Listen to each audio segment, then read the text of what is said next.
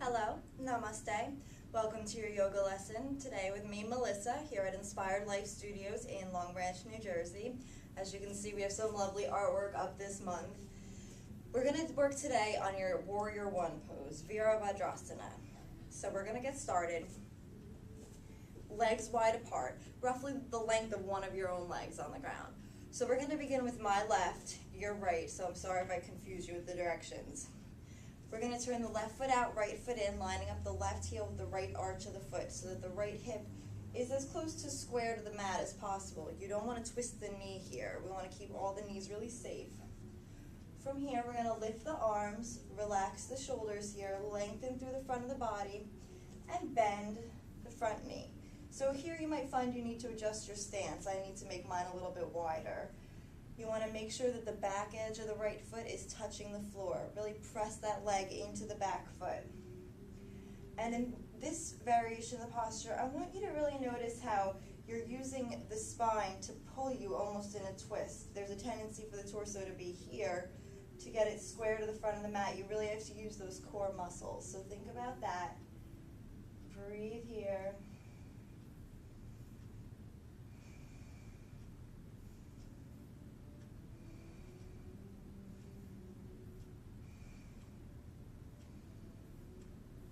Lower the arms.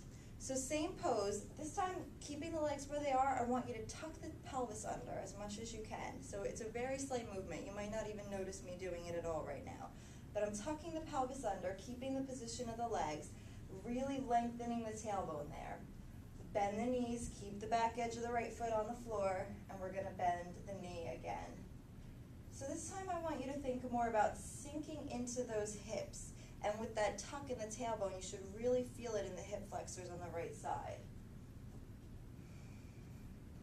And you don't want the body pitched forward here. Try to keep your torso upright.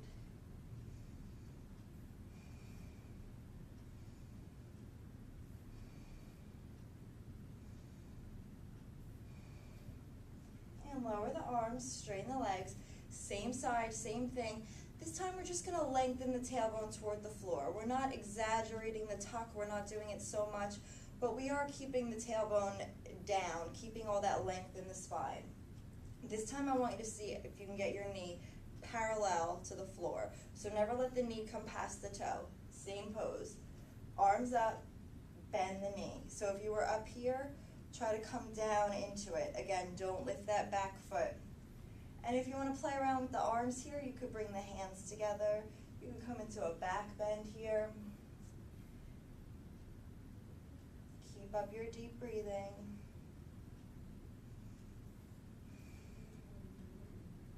And lower the arms, straighten the leg. So we work that front quad a lot, but you should actually feel it a lot in this back leg too. So let's do all that on the other side.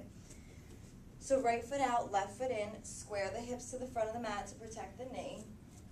We're going to lift the arms and bend the right knee, keeping the back edge of the left foot on the mat. And now that you know that we're going to be doing it 3 times, maybe you don't want to come so deep into it. Save the work for later. And again, this time I really want you to think about how you're almost twisting to get the chest parallel to the front of the mat.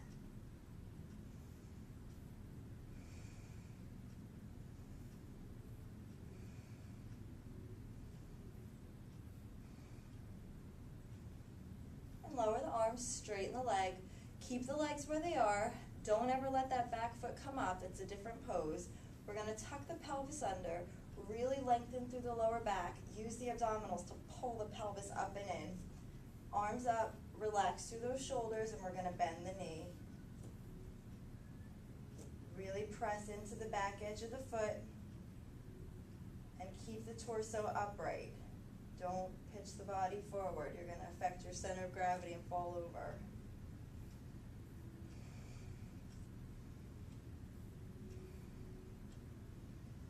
And then lower the arms, straighten the leg.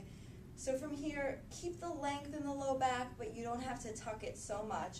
We're going to come back to the front of the mat, arms up, relax through the shoulders so they're not hunched up here, and bend the right knee. Come as deep into it as you can. Again, the knee doesn't come past the toes here. Protect your knees at all times. And if if you want to play around with the arms, bring the palms together, come into a back bend, that's your choice here.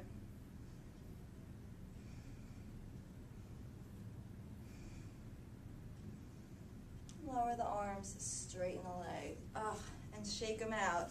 See, we barely moved at all, and I'm sure your legs are still quivering right now. So thank you so much for working out with me today. I hope you'll join me again. This has been Melissa. Namaste.